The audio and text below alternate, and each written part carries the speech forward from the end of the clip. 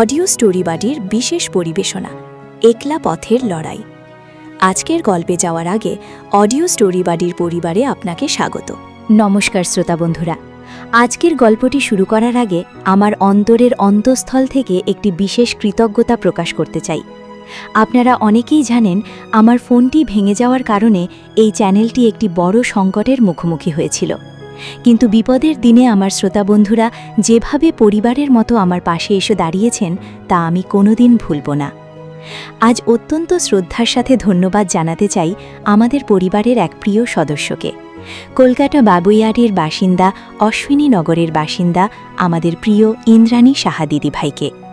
দিদিভাই, আপনার পাঠানো সাধ্যমতো আর্থিক সাহায্য এবং নিঃস্বার্থ ভালোবাসা আজ আমাকে নতুন করে এই গল্প রেকর্ড করার শক্তি জুগিয়েছে। অডিও স্টোরি বাড়ি পরিবারের পক্ষ থেকে আপনাকে অসংখ্য ধন্যবাদ ও প্রণাম। আপনারা আছেন বলেই এই পথ চলা সম্ভব। আসুন এবার মেতে ওঠা যাক আজকের মূল গল্পে। আপনি যদি আজ আমাদের চ্যানেলে একদম প্রথমবার এসে থাকেন, তবে জীবনের এমন নানান না বলা আবেগের গল্প নিয়মিত শুনতে এখনই চ্যানেলটি সাবস্ক্রাইব করে পাশে থাকা বেল আইকনটি প্রেস করে রাখুন। আর আমাদের এই প্রচেষ্টা আপনার কেমন লাগছে তা একটা লাইক আর কমেন্ট করে অবশ্যই জানাবেন। আপনাদের এক একটি মন্তব্য আমাদের নতুন নতুন গল্প নিয়ে আসার অনুপ্রেরণা যোগায়। আজ শুনবেন এই ধারাবাহিক কাহিনীর 11 পর্ব। একটি ভাঙা সম্পর্কের ধ্বংসস্তূপ থেকে উঠে দাঁড়িয়ে সমাজের বাঁকা চাহনিকে উপেক্ষা করে কিভাবে এগিয়ে চলেছে এক মা আর তার ছোট্ট সন্তান। আজ তারা কোন নতুন বাঁকের মুখোমুখি? আসুন হারিয়ে যাই গল্পের গভীরে। তারপর কিছুক্ষণ চুপ করে থেকে মেহুল বলে উঠল, এটা আবার কার নাম খোদাই করেছে?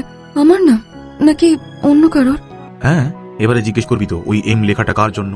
মৌসুমী, মন্দিরা, মনামি, মৌমিতা, যত এম দিয়ে নাম মাথায় আসে তুই ভেবে যা। কোনোটাই মিলবে না, কারণ ওই এম লেখাটার একটাই মানে, আর সেটা হলো মেহুল। যখনই আমি রুমাল কিনি এরকম দেখে কিনি যেখানে এই অক্ষরটা লেখা থাকবে। কি করবো বলতো, তোকে তো দেখতে পাইনি, তাই এরকম করেই নিজের মধ্যে বাঁচিয়ে রাখতে চেয়েছি। এই যা। মেহুলের চোখ দিয়ে জল পড়ছে, সাথে কিংশুকেরও। ওরা দুজনেই কাঁদছে, কিন্তু দুজনের বুকের ভেতরটা আস্তে আস্তে হালকা হয়ে যাচ্ছে। এতগুলো দিনের জমানো কথা সহজে ফুরোবার নয়, অনেকগুলো কথা এখনো বাকি রয়ে গেছে দুজনের মনের মধ্যে।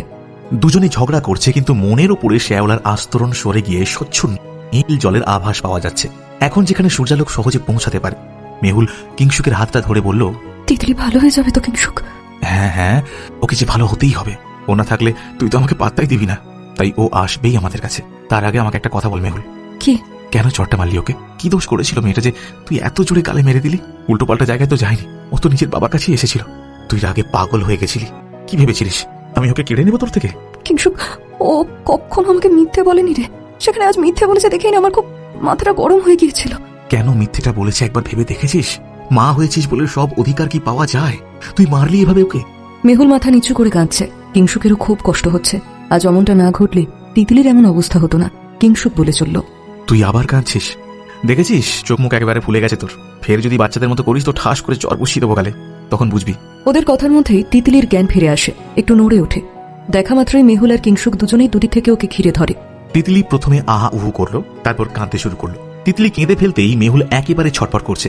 ওর একটু কাছে গিয়ে বলতে থাকে, এই তিতলি, তিতলি দেখ দেখ, আমি তোর তোর মাম্মাম রে। তিতলি, তোমার ব্যথা করছে? তোমার কোথায় কষ্ট হচ্ছে বলো? তিতলি ওদের কথা শুনে একবার তাকালো, কিন্তু বোধহয় কাউকে চিনতে পারলো না।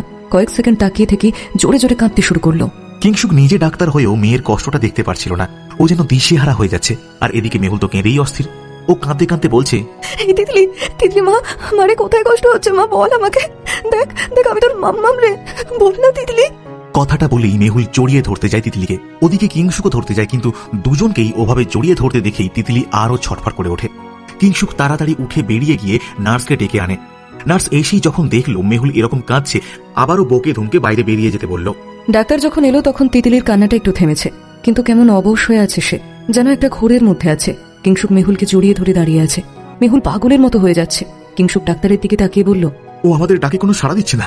আসলে ব্যাপারটা হলো ও আপনাদের চিনতে পারছে না। প্রচন্ড জোরে মাথায় লেগেছে তো, তাই সাময়িক স্মৃতিটা মুছে গেছে, সেটা থেকেই এমন হচ্ছে। কিংশুক আর মেহুল দুজনেই দুজনের দিকে ভয়ার্থ চোখে তাকালো। মেহুল আরো জোরে জোরে কেঁদে উঠল। না না না না না, এটা কিছুতেই হতে পারে না। তিতলি, তিতলি তার মাম্মামকে চিনতে পারবে না। এটা এটা আপনি কি বলছেন ডক্টর? কিংশুক ওকে এক হাতে জড়িয়ে ধরেছে। মেহুল দিশেহারা হয়ে উঠেছে। কিংশুক ডাক্তারকে প্রশ্ন করলো। আপনি ঠিক বলছেন? তিতলি তিতলি আমাদের চিনতে পারছে না? আমার এটাই মনে হচ্ছে। তবে আপনারা এখনই এত ভয় পেয়ে যাবেন না। আসলে প্রচন্ড আঘাতের ফলে মেমোরি লস হয়েছে, সেটা ঠিক, কিন্তু এটা যে লং টার্ম মেমোরি লস সেটা নাও হতে পারে। হয়তো কিছুক্ষণের জন্য আপনাদের চিনতে পারছে না, এমনও হতে পারে আজ রাতে বা সকালে আবার আপনাদের চিনতে পারলো। আপনারা প্লিজ একটু ধৈর্য ধরুন, এখনই এতটা ভেঙে পড়বেন না। আমরা দেখছি কতটা কি করা যায়। হ্যাঁ ডক্টর, আপনি মেয়েটাকে সুস্থ করে তুলুন। ডক্টর আবার তিতলিকে নিয়ে ব্যস্ত হয়ে পড়লেন। মেহুল এত কাঁদছে যে কিংশুক বুঝতে পারছে না ওকে কিভাবে সামলাবে। ও কিংশুকে ধরে বলতে থাকে, তিতলি আমাকে চিনতে পারছে না কিংশুক। কি হলো ওকে আর কখনো আমাকে মাম্মা বলে ডাকবে না, বলো না। মেহুল তুমি একটু শান্ত হও, একটু দাঁড়াও। এখনই এত কিছু কল্পনা করে নিও না। ডক্টর আছেন, ওনারা কি বলছেন শুনলে তো? এই মেমোরি লসটা সাময়িক তো হতে পারে, বলো। আমি এতটা কষ্ট দিলাম আমার মেয়েকে, কি করে আমি এই ভুলটা করলাম? দেখলে তো কিংশুক, ঠাকুর আবার কেমন করে আমাকে শাস্তি দিল। যাকে আমি সব চাইতে বেশি ভালোবাসি, যাকে ছাড়া আমি বাঁচতেই পারবো না, সেই আমাকে তুলে গেল। কিংশুক আমার আর বাঁচতে ইচ্ছা করছে না, আমি মরে যাব। নার্স তো প্রথম থেকেই খেপেছিল। মেহুলকে এরকম কান্নাকাটি করতে দেখে আরো খেপে উঠল। কড়াভাবে শুনিয়ে বলল, এই যে শুনছেন আপনারা, এমন করলে বাইরে যান, বাইরে গিয়ে করুন। আর কি শুরু করেছেন বলুন তো আপনারা? মেয়েটা অসুস্থ দেখছেন, আর তার সামনে এভাবে মোড়া কান্না জুড়ে দিয়েছেন। আপনি আপনার স্ত্রীকে নিয়ে বাইরে যান এক্ষুনি। এখানে থাকলে বাচ্চাটা সুস্থ তো হবেই না, বরং আরো অসুস্থ হয়ে পড়বে। যান বাইরে যান। মেহুল বাইরে চলো তুমি। না আমি এখন ওর কাছ থেকে কোথাও যাবো না, এখানে থাকবো। শোনো মেহুল, শোনো, ডক্টর তিতলিকে দেখছেন, এই সময় আমাদের এখানে থাকাটা ঠিক নয়। আমরা আবার একটু পরে আসবো। কিন্তু কিংশুক না, আর কথা না। আমার এই কথাটা প্লিজ শোনো, এসো আমার সাথে। কিংশুক মেহুলকে টেনে নিয়ে বাইরে চলে আসে, কিন্তু ওরা কোথাও গেল না। দরজার বাইরে যে চেয়ারগুলো রাখা আছে সেখানে বসে থাকলো। কিংশুকেরও খুব টেনশন হচ্ছে। ও ভাবলো, মেয়েটা সত্যি সত্যি আমাকে আর কখনো চিনতে পারবে না। সবেমাত্র বাবা হওয়ার স্বাদ অনুভব করতে শুরু করেছিলাম, এত তাড়াতাড়ি সেটা কেড়ে নিও না আমার থেকে। কিংশুকের ভেতরটা ফাঁকা হয়ে যাচ্ছে। তিতলির খুব কষ্ট হচ্ছে ব্যথাতে। এদিকে মেহুলও এত কাঁদছে যে কিছুক্ষণ পরেই অসুস্থ হয়ে পড়বে। চেয়ারে বসে মেহুল কিংশুকের বুকে মাথাটা রেখে কাঁদতে কাঁদতে বলল, বলো না কিংশুক, তুমি তো একজন ডাক্তার। তিতলি আমাকে চিনতে আর পারবে না, ও সব ভুলে যাবে, বলো না। পারবে, ঠিক চিনতে পারবে। কিংশুক ওর মাথায় হাত রাখে। ওকে একটু সময় দাও, আর তুমি একটু শান্ত হও। আজ আমার জন্য হয়েছে, সব আমার জন্য হয়েছে। আমি জাসুকে কেন মারলাম ঠাকুর? তুমি আমাকে মেরে ফেলতে পারতে। মেয়েটার এত কষ্ট আমি তো দেখতে পারছি না ঠাকুর। কিংশুক মেহুলের মাথাটা বুকে চেপে নিজের চিবুকটা ওর মাথায় রাখে। এখন দুজনেই কাঁদছে। মেহুল নিজেকে সামলাতে পারছে না, আর কিংশুক নিশ্চুপে চোখের জল ফেলছে। একই মুহূর্তে দুজনকে ফিরে পাওয়ার আনন্দ ম্লান হয়ে গেছে ওদের মধ্যে। কিংশুক বলল, তুমি চিন্তা করো না মেহুল, তিতলি সুস্থ হবেই। আমি আছি তো, ওর জন্য যেখানে যেতে হবে আমি সেখানেই যাব। আমার মেয়েকে ভালো করে তুলবই আমি। মেহুল এবারে মুখটা তুলল। চোখ মুখ জলে মাখামাখি, খানিকটা শুকনো রক্তও লেগে আছে ওর গালে। আসলে কিংশুকের জামায় রক্ত লেগেছিল। আর মেহুল বুকে মাথা রেখে কাঁদছিল, তাই ওর মুখেও সেই শুকিয়ে যাওয়া রক্ত কিছুটা লেগেছে। মেহুল কাঁদতে কাঁদতেই বলল, তুমি ঠিক বলছো তো? তিতলি সুস্থ হয়ে যাবে তো? আবার আগের মতো হয়ে যাবে তো? নিশ্চয়ই। ও ছাড়া যে আমার কেউ নেই কিংশুক, আমি তো সবকিছু হারিয়ে ফেলেছি। কিংশুক রুমাল দিয়ে ওর মুখটা মুছে দিল। রক্ত জলে মাখামাখি হয়ে বিভৎস লাগছে মুখটা। কিংশুক ওর কপালে নিজের গাল ঠেকিয়ে বলল, তুমি কিচ্ছু হারাওনি মেহুল, তোমার যা ছিল তা তোমারই আছে, সব আছে। এতদিন শুধু ছড়িয়ে ছিটিয়ে ছিল, আবার আমি তোমাকে সব ফিরিয়ে দেব। তুমি একটু শান্ত হও, আমি আছি তো। কিংশুক। মেহুল আবার চোখ বন্ধ করে। কতদিন পরে সেই চেনা পরিচিত হাতের ছোঁয়া তার শরীরে লাগলো। কতদিন পরে সেই ভরসাযোগ্য গলাটা সে শুনতে পেল। বহুদিন আগের হারিয়ে যাওয়া হাত দুটো আবার তাকে আগলে বসে আছে। আনন্দ আর দুঃখের মিশেলে মেহুল মাখামাখি হয়ে গেছে।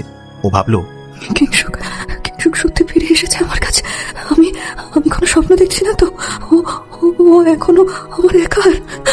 ভাবতে ভাবতে মেহুল কেঁপে উঠল। কিংশুকও ওকে আরো জোরে জড়িয়ে ধরল। প্রিয় শ্রোতা বন্ধুরা, গল্পটি শেষ করার সাথে সাথেই আজ আপনাদের কাছে আমার একটি অত্যন্ত দুঃখিত হৃদয় নিয়ে কিছু কথা বলার আছে। আপনারা হয়তো লক্ষ্য করেছেন, আগের মতো এখন আর আমি প্রতিদিন আপনাদের নিয়মিত গল্পের পর্ব উপহার দিতে পারছি না। আপনাদের এই প্রিয় অডিও স্টোরি বাড়ি চ্যানেলটি আজ একটি বড় সংকটের মুখে দাঁড়িয়ে। আসলে হঠাৎ করেই আমার ফোনটি পুরোপুরি ভেঙে গেছে, আর সেই কারণে আপনাদের জন্য নতুন কোনো বড় গল্পের ভিডিও রেকর্ড বা এডিট করা আমার পক্ষে অসম্ভব হয়ে পড়েছে। গল্প শোনানো এবং আপনাদের এই ভালোবাসার বন্ধনে জড়ে থাকাটাই আমার জীবনের সবচেয়ে বড় আনন্দ, সবচেয়ে বড় শক্তি। কিন্তু এই মুহূর্তে একা হাতে একটি নতুন ফোনের বা ভালো ডিভাইসের ব্যবস্থা করা আমার পক্ষে ভীষণ কঠিন হয়ে দাঁড়িয়েছে। যতদিন না আমি একটি ভালো ফোনের ব্যবস্থা করতে পারছি, ততদিন হয়তো আপনাদের মনে মস্ত বড় কষ্ট দিয়ে এই বড় গল্পগুলোর পর্ব আমি নিয়মিত শোনাতে পারব না। এই নিরুপায় পরিস্থিতির জন্য আমি আপনাদের কাছে হাত জোড় করে ক্ষমা চেয়ে নিচ্ছি। শ্রোতা বন্ধুরা, আজ আপনাদের এই বাড়ির আপনাদের পাশে ভীষণ প্রয়োজন। এই পরিবারটি আপনাদের, আর আপনারা ছাড়া আমার আর কোনো আপনজন নেই। তাই আপনাদের কাছে আমার আকুল অনুরোধ, আপনারা যদি আপনাদের সাধ্যমতো সামর্থ্য অনুযায়ী যে কোনো ছোটোখাটো আর্থিক সাহায্যের হাত বাড়িয়ে দেন, তবে আমি আবার নতুন করে ঘুরে দাঁড়াতে পারব। 1 টাকা হোক বা 10 টাকা, আপনাদের দেওয়া যে কোনো ছোট সাহায্যই আজ এই চ্যানেলটিকে বাঁচিয়ে রাখতে পারে। কোনো জোর জবরদস্তি নেই বন্ধু, আপনাদের ভালোবাসাই আমার আসল সম্পদ। যদি আপনাদের পক্ষে সম্ভব হয় তবেই সাহায্য করবেন। আমাদের সাহায্য করার বিস্তারিত তথ্য নিচে দেওয়া রইল। UPI ID alokesh1@OKSBI, account name Alokesh সরকার।